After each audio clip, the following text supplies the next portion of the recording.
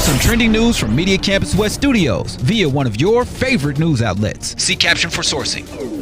You don't hold accountability to my pain. You're being a Karen. I'm talking about. I'm not a Karen. To the pain. I'm not a Karen, and I'm not going to cancel you, and I'm not going to uncensor you. I'm simply going to challenge you on what you're saying. You can't. I think you don't understand the pain that you've been causing with some of these comments, and I think that one in particular, I can understand. Oh my God!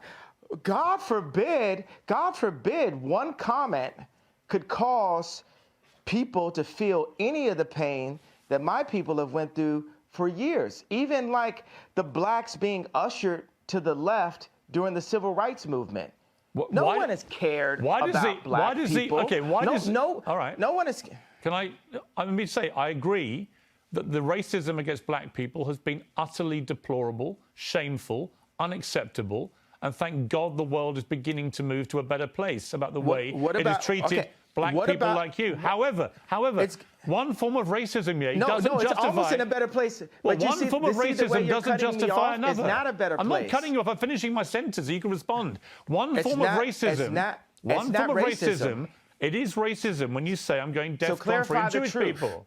I was in a position where I've been hurt, and this is the way I had the right to express myself. The point of this interview is for you to question me, and then for me to answer and say, okay, even though the same rules are not applied to my people, if a person with a gun or drugs is pulled over and has three other people in the car, they're all going to jail. I'm not going to apply that to Jewish people for the sake of this conversation. Isn't that what you wanted? But you know what you did? You tried to civil rights me. You tried to pull me back to a week ago. But we're here today. There's been plenty of conversations and commentary since that. But you want me to go back to 1960. No. You want me to go back to 7 days ago. All right, let me jump in. Here's what I want you to do. I want you to reflect. Okay, so have we grown? Have we grown? Here's how we grow. Yeah, here's how we grow. I want you to reflect. No, have we grown? Have we grown? You're not in charge of my growth. You're not in charge of my growth, Chris. Okay, let me phrase it like this. I'm about to suggest to you how you may grow if you choose to grow this way. And you can ignore me. You can ignore me. Piers, how much money are you worth? Not as much as you, sadly. Exactly. So take my advice. Maybe you'll get richer. I would love to take your business advice. Why would I listen to you? Well, why don't you hear what my advice is and then work out if I'm wrong? Can we do that deal? Well, the thing is, you haven't given me any credit or a moment of reflection for the comparison that I made, the brilliant, if I do say so myself, comparison that I made to the cops pulling over one black person and locking everyone up. I understand what you're saying. And my tweet having issues. Wait a second, I wasn't done with the sentence.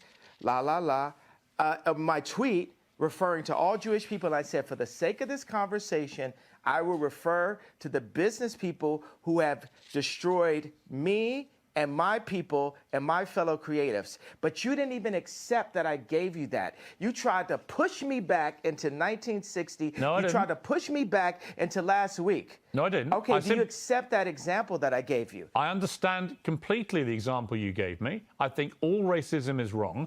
So I feel that we've grown. I would like you to reflect. I feel we've grown. If you feel we've grown? If you've now changed what you wanted to say originally, my question for you is, do you now regret saying DEFCON 3 on Jewish people? Are you sorry you said that? No. I don't think it matters. You should be. Absolutely not. You know, I will say I'm sorry for the people that I hurt with the DEFCON, the confusion that I call. I feel like I cause hurt and confusion. And I'm sorry for the families of the people that had nothing to do with the trauma that I had been through, and that I use my platform where you say hurt people, and I was hurt. Yeah. It's an uncensored interview. You said something which you've now wished you hadn't said, and you've apologized. I actually think that says a lot about you, right? That shows you've got that ability to be self-aware, to understand when you cross a line. I think someone like you, with all your energy and creativity and your passion, you're going to say stuff.